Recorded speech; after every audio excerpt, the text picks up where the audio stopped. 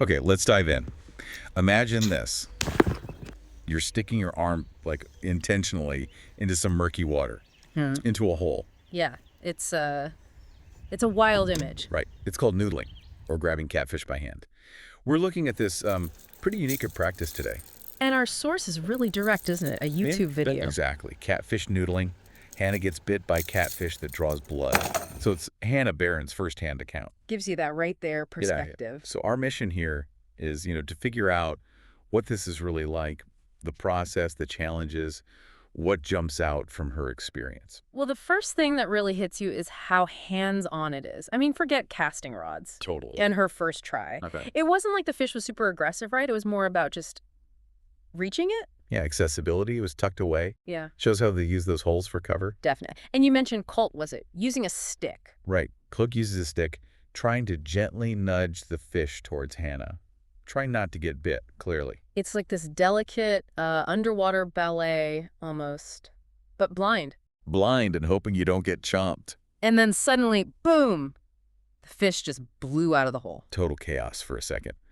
Hannah's reaction is just pure instinct, right? Well- Grabs it, bear hugs it. She actually mentions feeling its bicep. That tells you something about the power you're dealing with. Oh, absolutely. Yeah.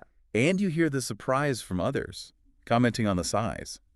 Huge fish, So they're definitely targeting, or at least encountering, some big ones. which leads right to the bite, doesn't it? She yells, "Got a fish! I got a fish, get bit!" No ambiguity there. And it draws blood. Yeah, a proper bite. And her reaction is fascinating.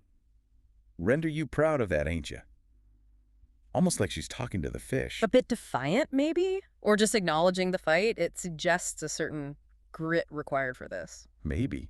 Maybe part of the whole culture around it, that toughness. Could be. And it ties into what she says about their behavior, how they try to burrow deeper when grabbed. Right, they don't just give up. And that line about chewing on his ear, I mean, probably referring to someone else's experience or maybe a common hazard. Yeah, the source wasn't perfectly clear, but it sounds like something noodlers know happens, especially with the big males. Those big ol' heads, as she puts it. Classic catfish luck, but indicates a powerful bite, too. Which brings the risk right back. I mean, the video title screams danger. And you hear her yelp, right? It was mean to so. Oh, yeah, I don't want to hit. Real pain. Definitely not just playing around. They even talk quickly about the right way to hold it, probably to avoid getting hurt worse. So there's technique involved, even in the wrestling part. It's not just brute force. Seems like it. And despite the bite, the blood, the struggle, They end up with a box full of fish. yeah, looking for a scale. So, successful trip, hazards and all. It really sums up that mix, doesn't it? The excitement, the risk, the potential reward. Absolutely. So the main takeaway for me is just how visceral this fishing method is. Direct physical contact, a real confrontation. In the fish's own territory, too. Yeah. Dark water, hidden holes. You really get a sense of the immediate danger and why someone might find it thrilling. And for you listening, hopefully this gives you that kind of aha moment. Seeing how incredibly varied human interaction with nature can be, it's a world away from fly fishing. Yeah, a completely different mindset. Different connection, maybe. So it leaves you wondering, right? What other kinds of really hands-on, maybe even risky ways do people engage with the wild? Good question.